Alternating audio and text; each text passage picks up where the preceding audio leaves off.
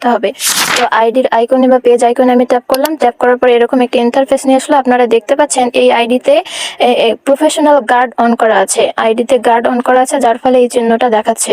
যার আইডিতে এটি অন করা নেই তার আইডিতে কিন্তু এই গার্ডটা বা টার্ন অফ করা রয়েছে, যার ফলে টার্ন অফ করার কারণে আপনার কভার ফটো এবং প্রোফাইল পিকচার ডাউনলোড করে হুবহু পেজ তৈরি করছে। তো এটি আপনি কিভাবে অন করে দিবেন, এই যে দেখেন বন্ধ করার পর কিন্তু এরকম হয়ে যাবে, অনেকের পেজে এরকম দেখাচ্ছে।